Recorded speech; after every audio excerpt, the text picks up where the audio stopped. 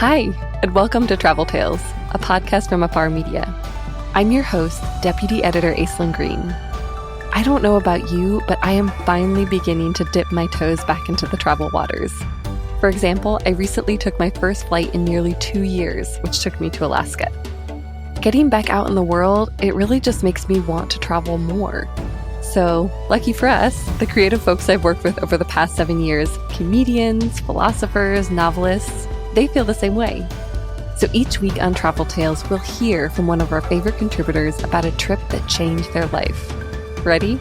Let's go.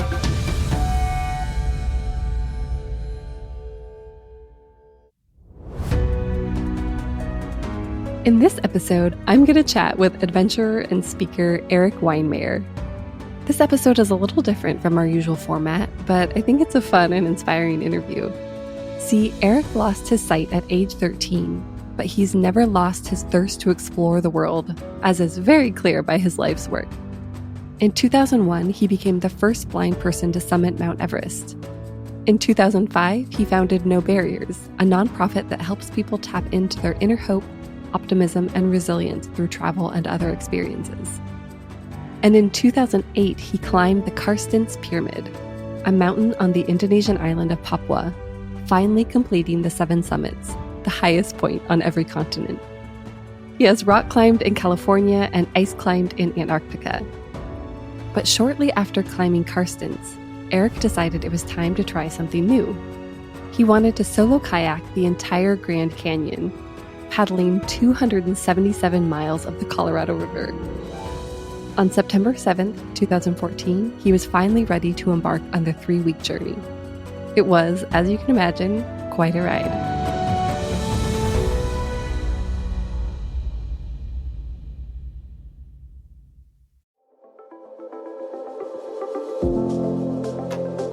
So, I would love to just go back to the beginning, Erik. You've climbed all around the world, all the major peaks. So what made you decide to try kayaking? Well, I was actually on a ice face in Nepal, a beautiful 3,000-foot ice face, a vertical ice face, and it was called Losar, which is in the Sherpa language, or in Tibetan, it's Losar.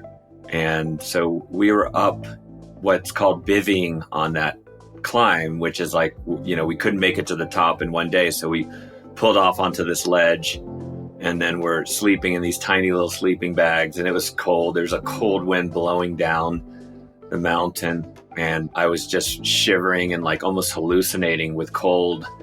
And we didn't have much food either. I think we had like 1 package of soup each and a little stove.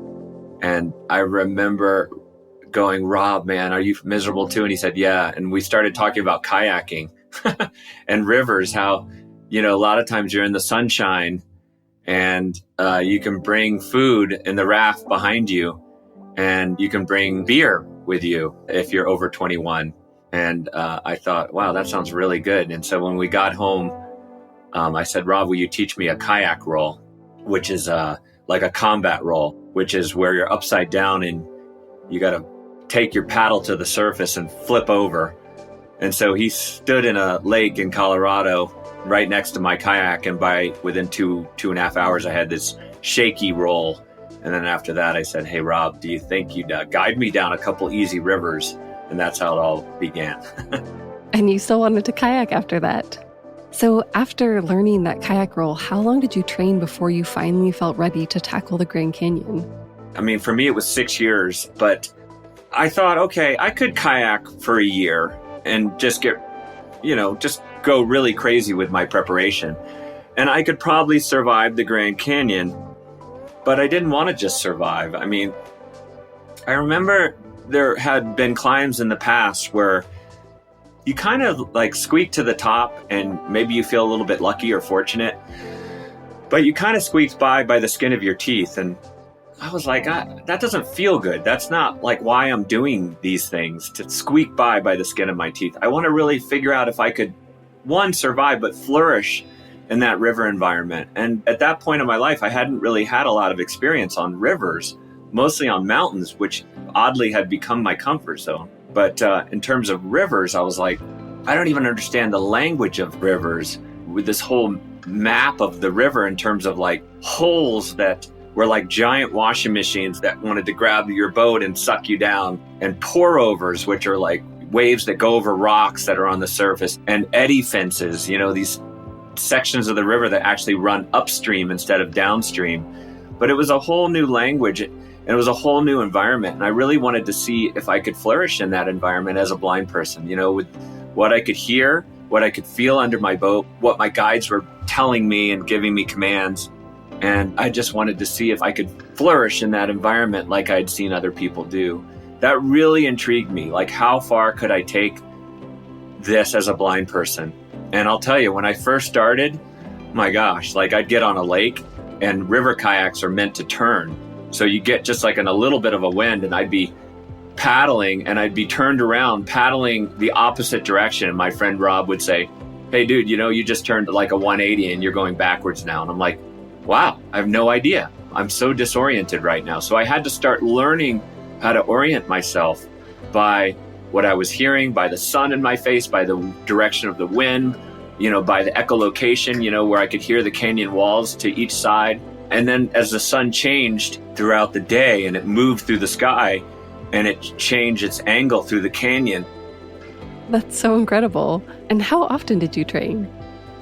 Oh, I was training almost every day for 6 years. I mean, whenever I could, maybe not every day, because sometimes I still had to work and things like that. But, 3 days a week I was kayaking, whether I was on the lake paddling or whether I was in Clear Creek, which is in Golden, Colorado, where I live, or, finding other rivers all around Colorado, or even taking training trips all around the world. We went to Peru several times and kayaked different rivers.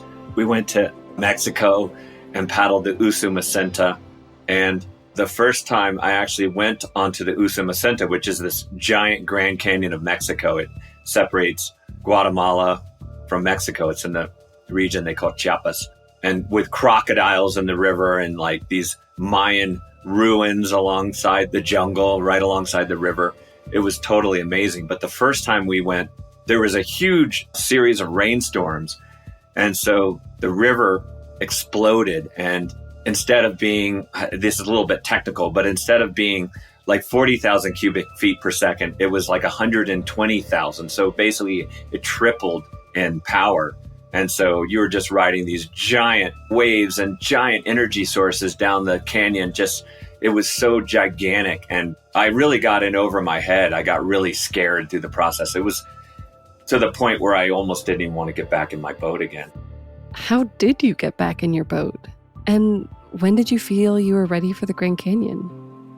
And actually, I run an organization called No Barriers, and we work with a lot of people with different kinds of challenges. And I actually met with a guy, Ryan Kelly, who was in one of our groups, and he had PTSD. And I met him one day for coffee, and I said, "Hey, dude, I feel like I have touches of PTSD. Like I'm really terrified to get in my boat." And he said, "Dude, PTSD or trauma, it's not like a veteran thing. It's a human thing.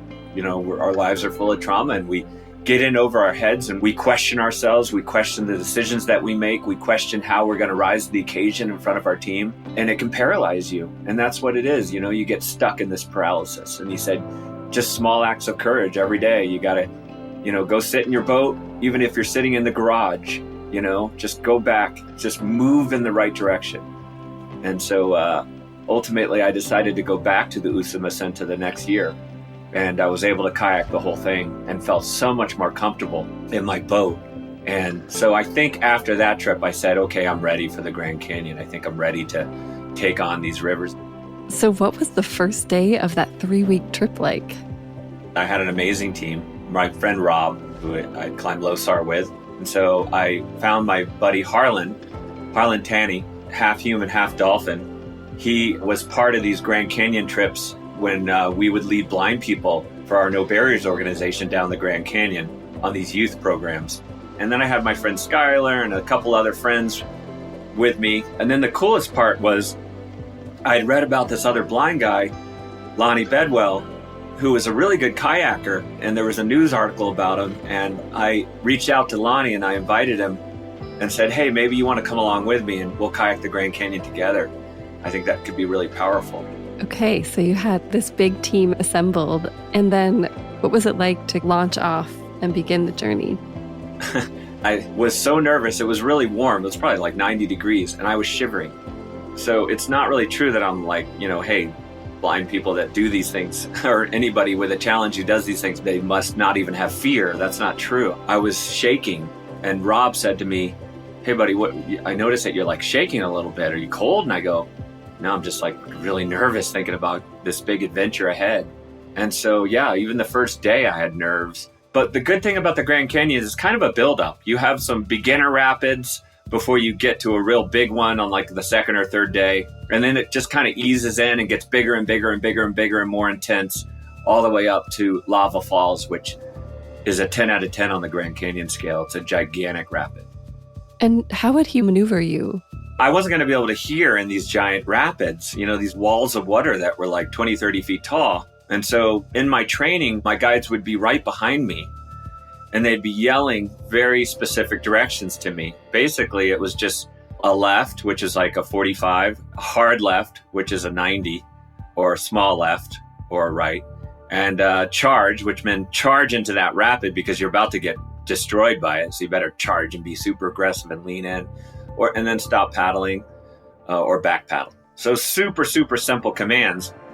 But we realized, though, rivers are so crazy. Like, I'm trying to turn a left and the river is actually pulling me right. And it's very hard to tell because there's like another dimension under my boat. So even though, maybe I'm turning left in my mind, the river's still pulling me right.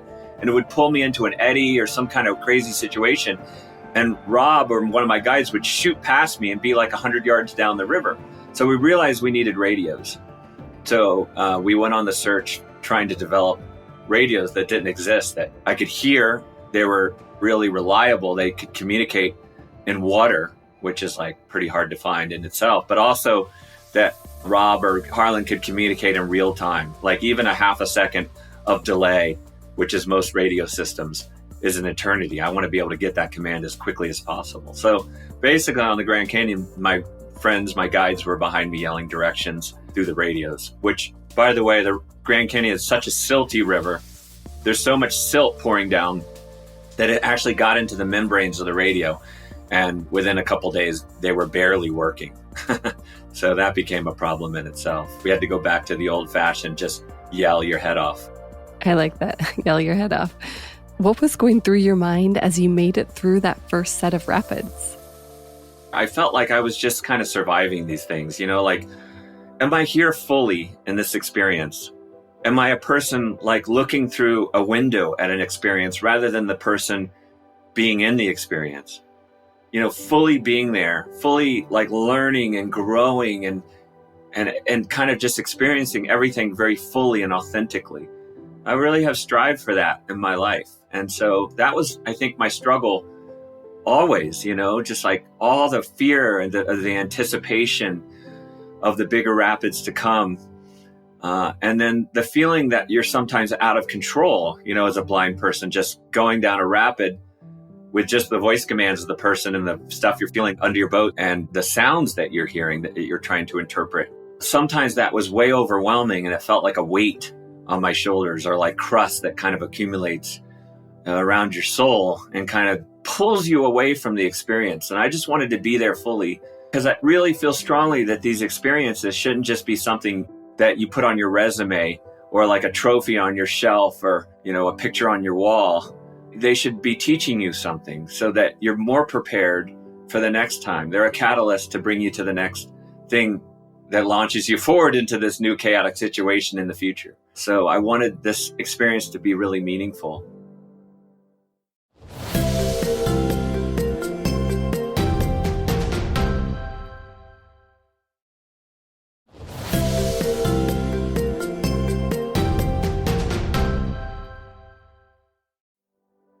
What was the most memorable moment for you? So I remember going through one rapid called Upset. It's got a huge hole that you have to squeak right by. But again, it's kind of counterintuitive because you angle in and you hammer through these big waves that are crashing up against the canyon wall. And then you cut right and you ride this gauntlet between those huge waves and this gigantic hole that's right to your right. And you squeak through that and you run through the bunch of waves. And then you get out of Upset. And I remember paddling through that and just riding that gauntlet and hearing that guttural hole to my right and hearing the waves just exploding against the wall to my left and feeling like I was so connected with this experience. I was like, I actually had a smile on my face.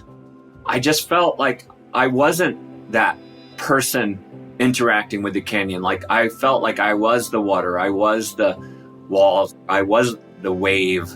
I didn't feel the separation between me and the experience. And I remember that feeling lingered with me all day.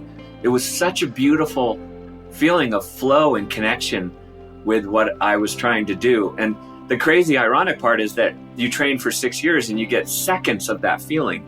But I really think that's what athletes are looking for. And we're even looking for that in terms of our human experience, just feeling connected and not separated from this environment. And it became almost a spiritual feeling because I'm not like a traditional Christian or Muslim or Buddhist or anything like that. But it did border on this idea where I sat on the shore and with my feet in the water that afternoon. And I was just overwhelmed by this feeling of connection, that I was part of this great environment of something beautiful and big, that I had faith existed at the end of the tunnel. So maybe it sounds a little cheesy, but it really does become a spiritual experience, these things. It's not about defying death. It's about sort of figuring out how you navigate through these really scary situations. Yeah, that's not cheesy at all. It sounds like kind of what you were aiming for all these years. At what point was that during the trip? No, it was like day 12 or something. So yeah, it takes a while to kind of really get into the flow. And then, lava falls came, which is, as I said, a 10 out of 10 on the Grand Canyon scale.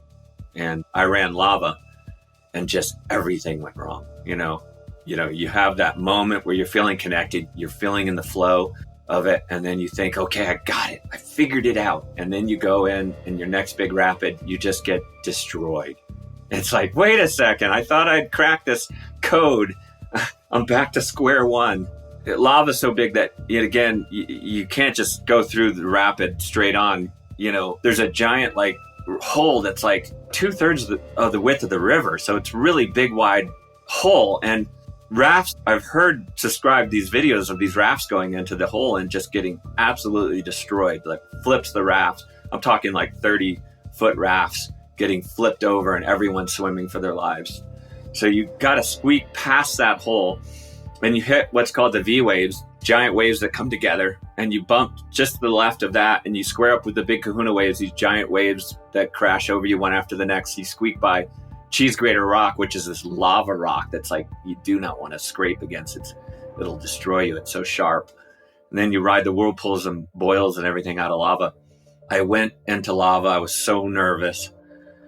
I'd been waiting around for a little while scouting, and I think I just almost talked myself out of it or something. Like, I think the pressure built up, and I just felt like I was trying to take deep breaths and I was trying to be in the moment.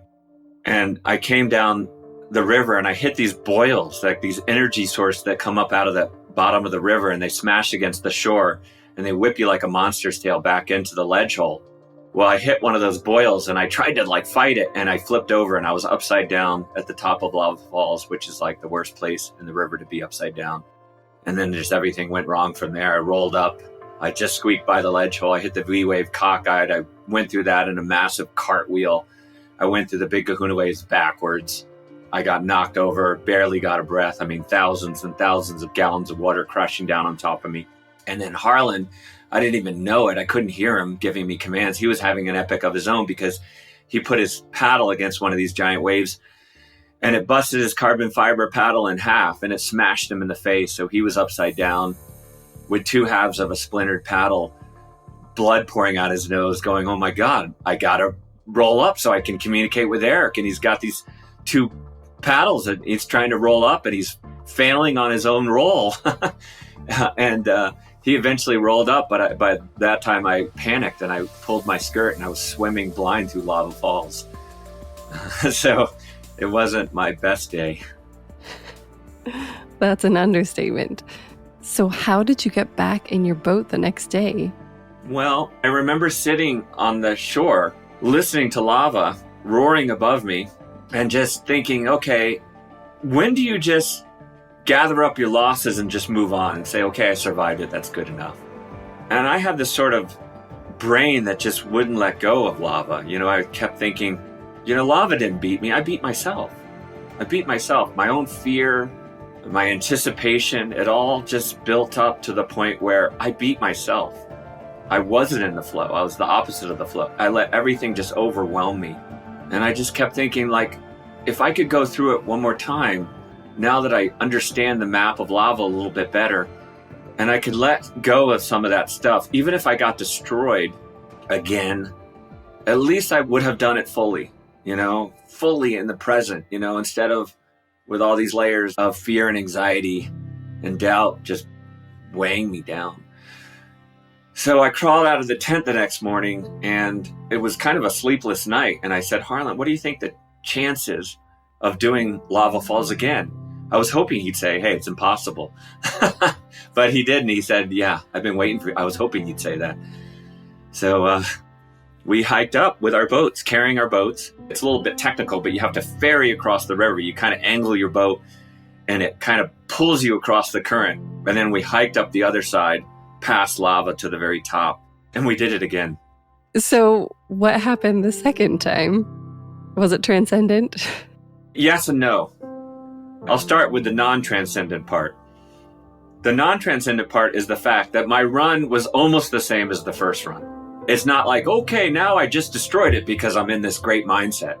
No, I rolled down, I almost flipped on one of those boils again, the exact same boil, but I hung on somehow. I went through the V-wave, slightly better. I got knocked over again, of course, but I rolled up and I went into the big kahuna wave, slightly better. I got knocked over again, just crushed down with all that weight. And I just relaxed underneath it and said, okay, just count to five. Count to five. You're okay. You're okay. You're in the moment. You're in the flow. And I rolled up and I was at the bottom of Lava Falls and I had survived it. And I was in my boat, which is a very big deal for a kayaker, especially a blind one, when you don't want to be swimming blind without your boat. I guess the transcendent part was the fact that the second run, I said to Harlan, I said, who do you think should come up the river with me and do this again?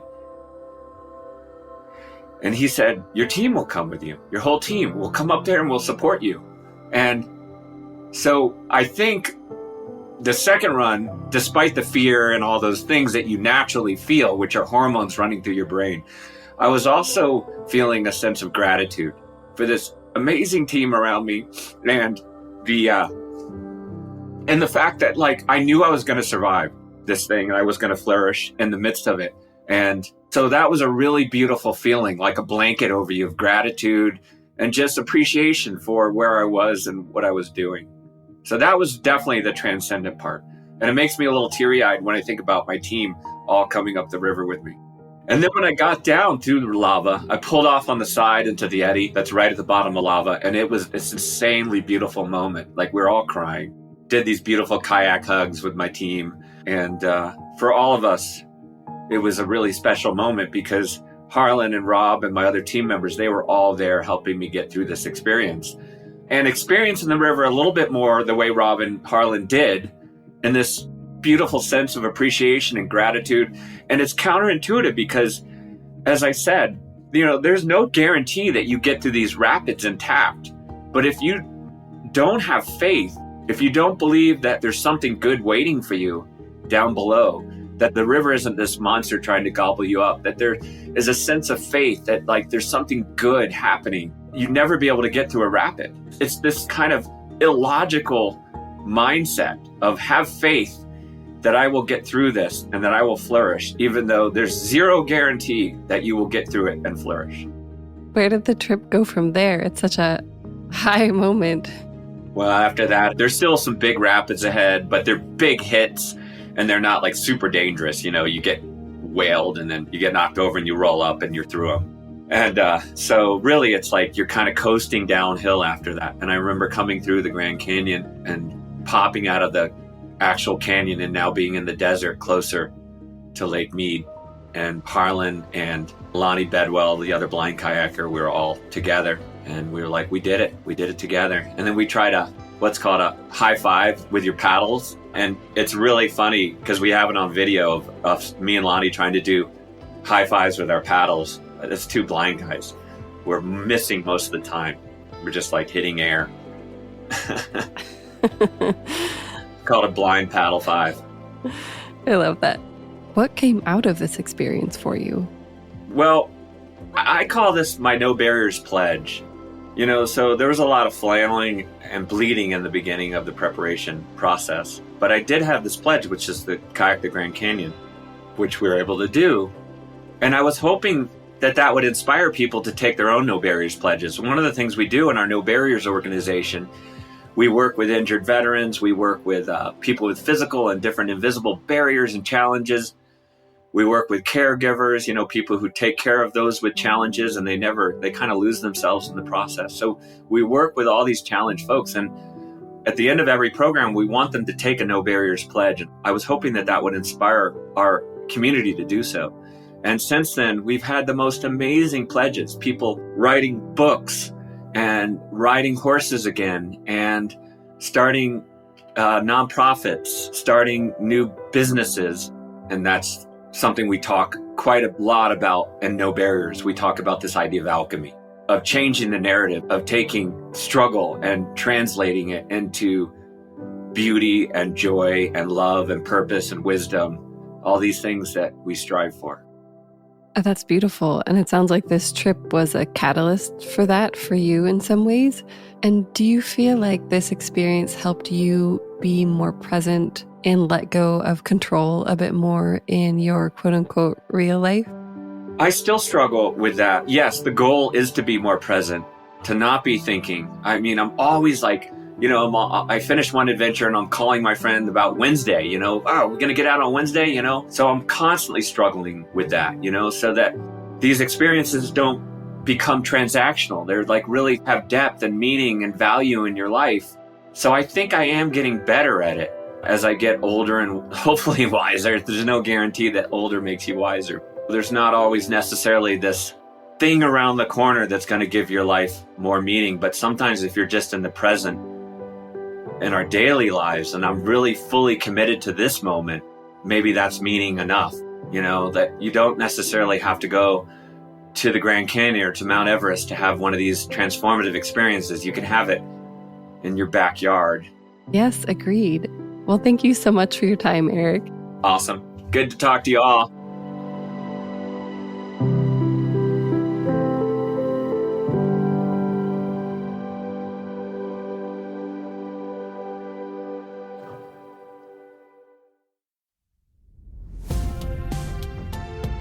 That was Erik Weihenmayer.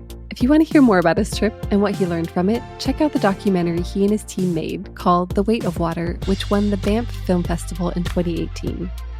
Learn more about Erik at erikweihenmayer.com, on his No Barriers podcast, or watch The Weight of Water. We'll link to it all in our show notes. And of course, you can follow Erik's adventures on Twitter at Erik Weihenmayer.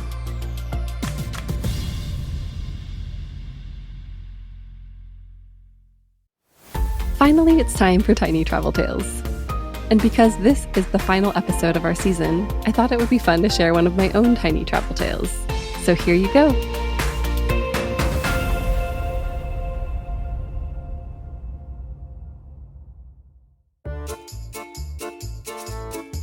It was our first time traveling alone internationally. My sister Aaliyah and I were fresh off of a 2-week-long trip through Europe with our family. And now she and I were on our own journey, a tour of Italy. Our first stop was the Cinque Terre, those 5 towns on the Italian Riviera linked by what were once goat paths but are now hiking paths. Now this was back before the Cinque Terre had been fully discovered by Americans. It was before iPhones and Instagram. It was back before Rick Steves became kind of a bigger thing. But we had found the Cinque Terre in a Rick Steves guidebook, and it seemed like exactly what we wanted. It was remote, picturesque, and adventurous. As we stepped off the train in Rio Maggiore, gawking at the sights all around us, we were confronted by a tiny older woman dressed in all black.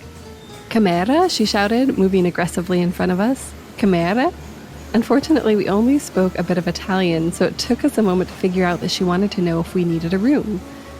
We did. As I said, this was back before you could book a vacation with the click of a button, but we were baby travelers and unsure how to read her or the situation. She wanted us to follow her, but Aaliyah and I looked at each other and it was clear we were both a little uneasy with the idea.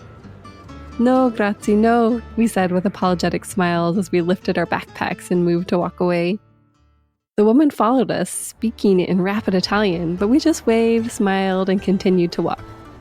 We had been so confident we would find a place to stay that night, but as we walked through the brightly colored fishing town, asking hotel after hotel, it became clear the town was totally booked.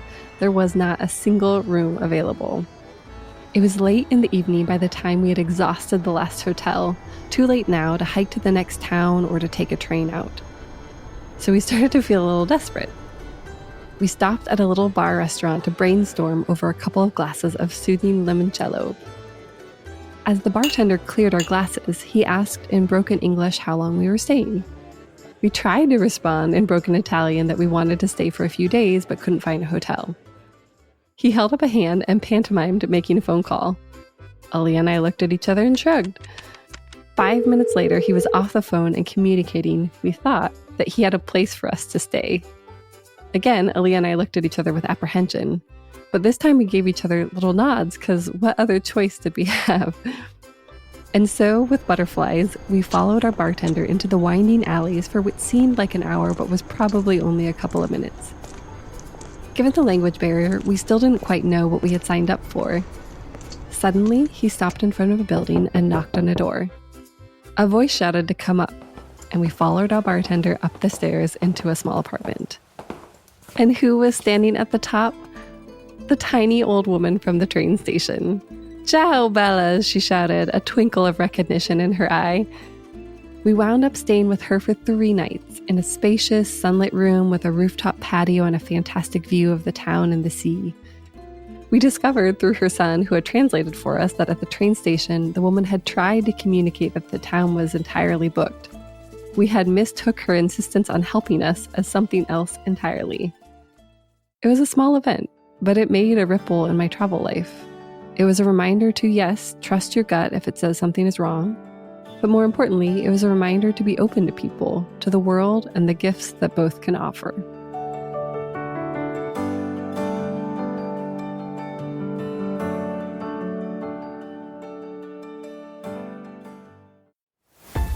And that, folks, is my tale. My sister and I have traveled plenty since that trip. Our next journey will be a food tour of Mexico in spring 2022. Thanks so much for joining us this season.